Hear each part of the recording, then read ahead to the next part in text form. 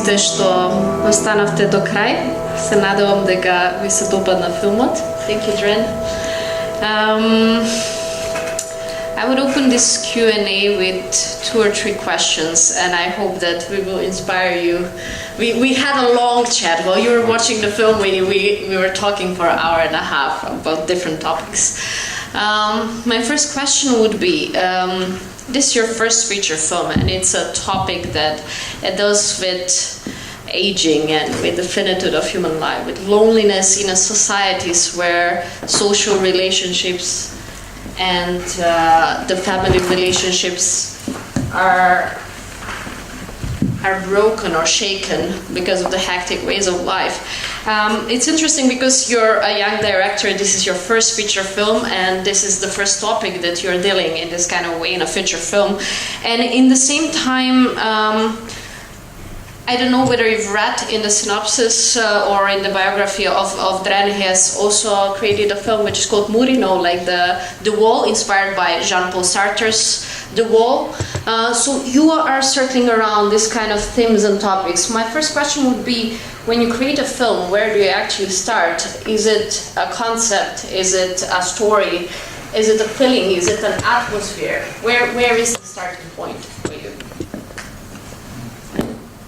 Yeah, thank you for staying here, actually. And yeah, I mean, just answering like really directly, it is, as we talked about, it's a concept. I mean, for me, it's basically in film, I just see kind of like first an idea of an emotional conceptual form of what I'm trying to say, and then it forms around the story. But it's still, for me, in my case, it starts always with a bigger macro element of what holds it all together. So yeah, we can say the concept maybe.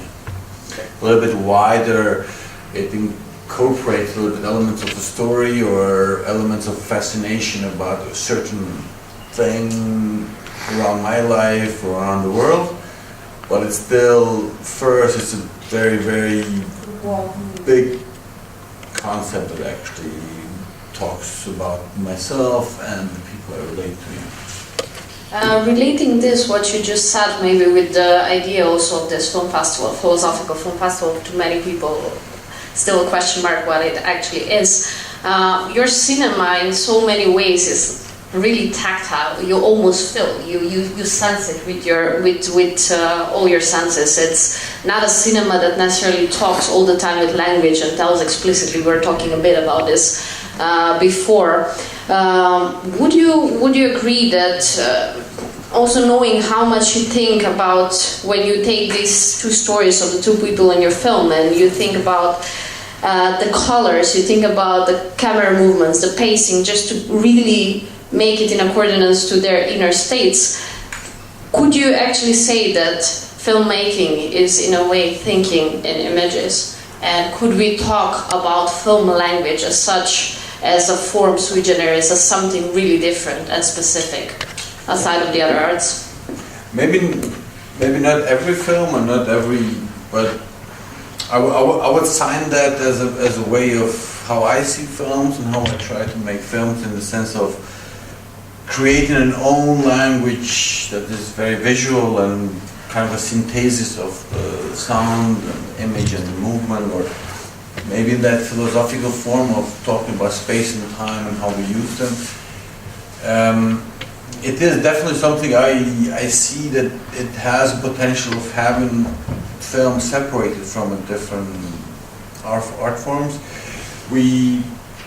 We do have a lot of dialogue and very narrative films, and it is most of the mainstream films we have, which are basically literature, and they come from the written word, and it's drama in itself, and then the images are basically accompanying the stories people know or have heard of, and it's different kind of storytelling. I mean, it is very ancient storytelling, it's still present, it still works, but I think if we consider film as a different art form, then as a visual art form, and it has to kind of create an own language where we allow ourselves the freedom and the time to actually sink into kind of like a different emotional, or as I was saying, that for me I see films working in that language as a transcendental emotional language, kind of, that we're able to understand and feel things without really knowing so much about it, and without overcrowding the image with a lot of information people have to know, and just so they can think, are my feelings right? Because in most of that classical ideas, you kind of have to have the information of who's the bad guy and who's the good guy, and then you say, oh, now my emotions are right, so I feel with this one and I don't feel with the other one. But it's all about knowing, you know, like, and in this form it's about just feeling people, situations, human conditions, and maybe just for a moment relating to things, and then just having this maybe split second of out of yourself, and you're experiencing something else. It might be just one thing, and it's a different experience, a different form, I would say, yes. But and also considering the Philosophical Film Festival, I mean, it also depends on the definition of what philosophy is, but every film is philosophical in itself. It just depends if we want to see that, interpret that. It's like, so, yeah. So film can be seen as sort of a thinking in images. What you've just said now relates to, you have written somewhere, trying to, what you're trying with your films is trying to make the viewer feel rather than understand their positions, the positions of the characters. And maybe like it's this what it's at play or at stake here, understanding, but understanding not just through mere concepts or understanding through knowledge or information that we understand, but understanding also through emotions, through empathy, through understanding really the human condition behind these characters and what's driving them. I mean, most of the film language actually functions, as I said, on the knowledge, and for me it was really not important in this case, because the whole main element of this essential emotional connection between two human lives, for me, was supposed to happen in the mind of the viewer. We'd have this, but I don't want the viewer to really know the realities of the material world they live in. I mean, they don't have to know every political situation that people live through. And by creating an emotional roadmap, an emotional experience, it's enough to feel how these people lived and how they relate and how there's some similarities in everything we do, and maybe that relates us to the similarities of who we are, and maybe changes in the way we see the other, let's say some other person living somewhere else in a different material, social, economic situation. So, yeah, I mean, it is always kind of complicated when you talk about it in this sense, but I hope in the end people just feel it and just see the film and not really think about concepts if it works. Maybe someone wants to jump in at a moment with a question or with an impression of the film, what you have felt maybe seeing it. It doesn't have to be really an opinion or, I don't know.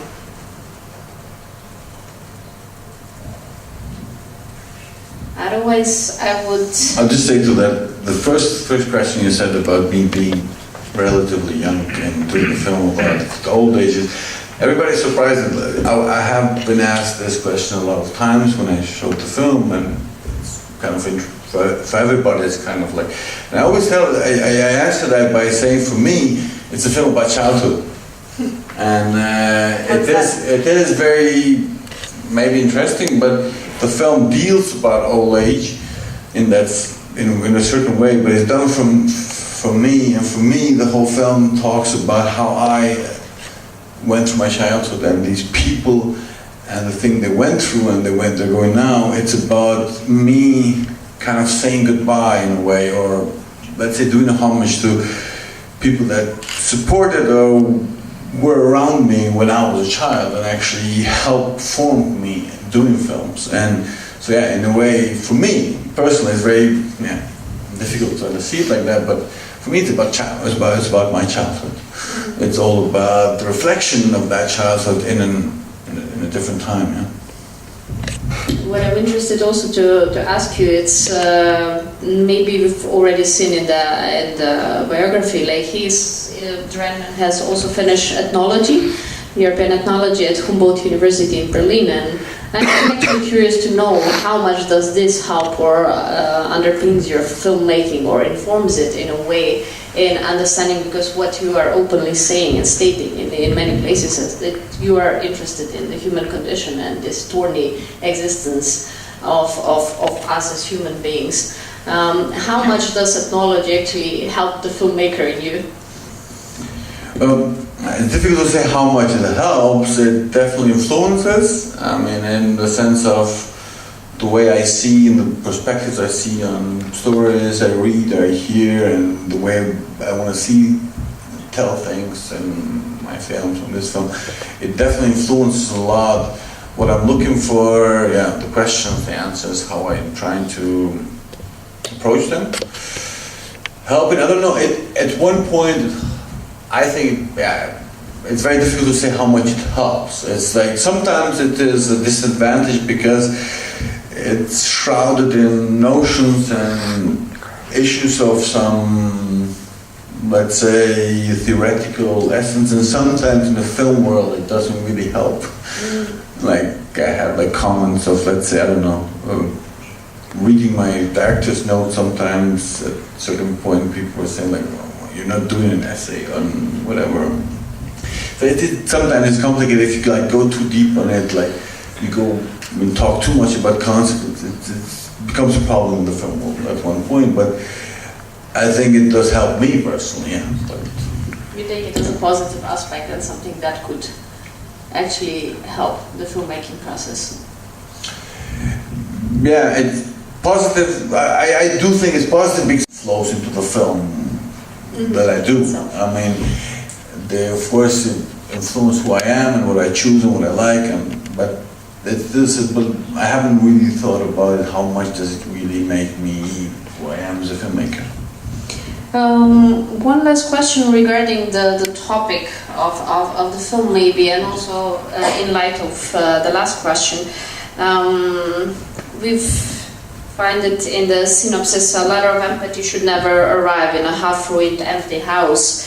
And part of the film is like we see these two stories set, one in Kosovo and the other one in Germany, in societies as different as they are, and still these two people are somehow connected. And as you said before, we are the ones supposed to somehow probably establish that link in one way or another. And as these stories are apart, like they both pose in really interesting and actually it's in a really subtle way, like throughout the whole film, this question, what does it really mean to be here and what does it really mean to be present, what you're saying. And I just wanted to ask you, in these modern day societies in which we live these hectic lives, in which many of the family bonds are broken, or you're living in Berlin, working many times in Kosovo, your family in here, we are all somehow divided between spaces and times. What according to you, like how is it possible to be here, to be present in today's world?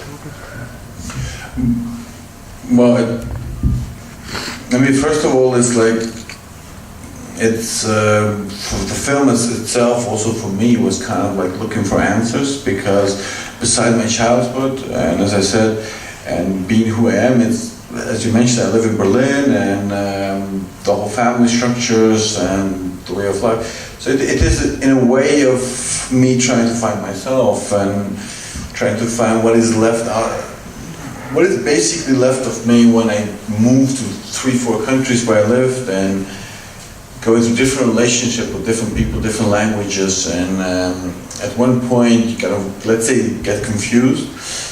And so even in the film, and most of the questions one makes is trying to find out the essential part of what I want and who I am. And I think it's, in order to know that for yourself, and stripping away all the cultural elements of social elements, economical ethnicities, and national, and all that thing that are basically as layers imposed on, you kind of like try to find that essence of what makes us human, and that what makes us relate to the others, no matter how different we find ourselves or how foreign we find ourselves in the beginning, no matter where we live, or how foreign the other seems to be in the beginning, or even within one country. And yeah, so basically stripping yourself and trying to find that identity that might make that essence, let's say, that it's kind of like, if you know it for yourself, I think it's more easier to recognize it in the other.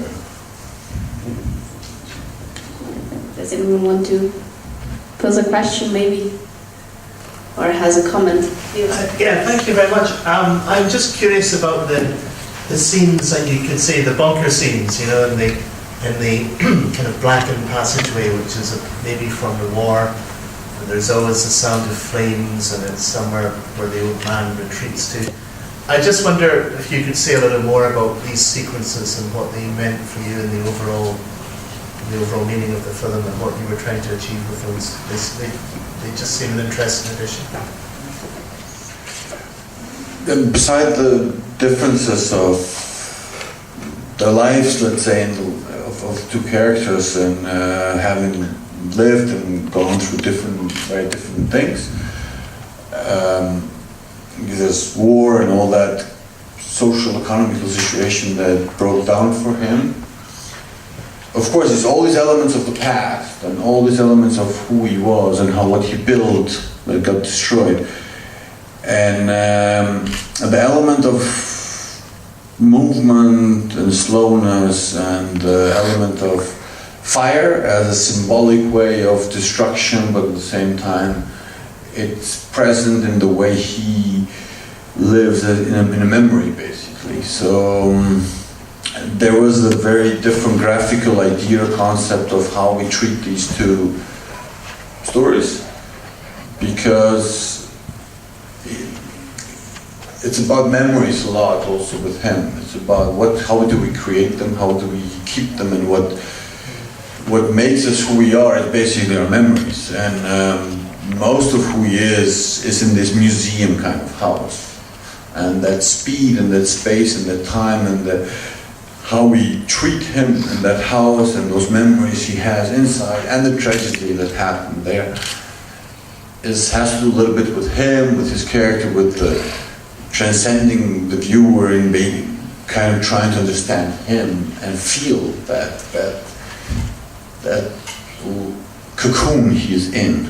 And with, especially then in the end, with the loss of memories and the symbolic burning of the memory reels that kind of keep his life together as this one single thread of bond that gets broken and burned away, then there's nothing else to keep his free fall and going back to that symbolic ashes of fire that destroyed everything. So he returns to that. So could one say, we touched upon this maybe before, that actually the content or what you want to say defines the form or the language that you're going to use in telling the story, even when we are talking about this kind of film and more of a visual story than actually a pure narrative or some kind of a dramaturgy. Yeah, even this film, I like visual language as idea of film, how it works. It's only through vision and language. But as we mentioned earlier, like there's a lot of words in that language, and you have to find the right words for what you're trying to say. Even in this film, I have two different styles and two different forms of how I shoot. And it was conscious for me that what I'm trying to give away on this part of the story and the other one is different. So they're going to meet in the end, hopefully, if I'm successful in the film.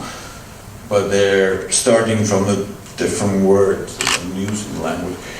So for me, it's not about having a style that stays constant. It's always about thinking how we're gonna tell and transmit and emotions, or what we're trying and what we need for that. And in some cases, I choose very slow, gliding, speed, space, camera movement, and sometimes very static, and sometimes very long, sometimes very short, depending on how I think I can reach the best what I'm trying to say. And so yeah, it is always visual for me. It's always language that is supposed to be told only through images and sound, but they vary as much as any language varies.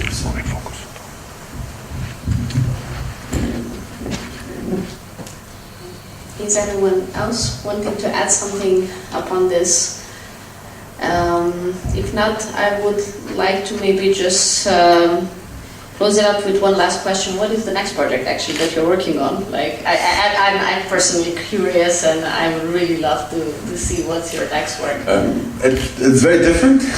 Maybe going from one extreme to the other is like, it's going to be about a very young woman, and so it's going to be based in Kosovo. When we're going through script development, we're starting now financing, and it's a little bit different film. And as I'm saying, like, you change on depending what you're saying and what you're trying to say.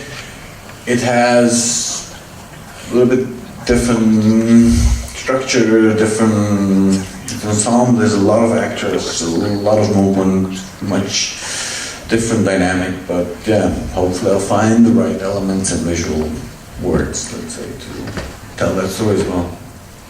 Thank you, Dren. Thank you for coming in, for sharing your film with us, and we are really looking forward to see your next thing. Thank you, everybody.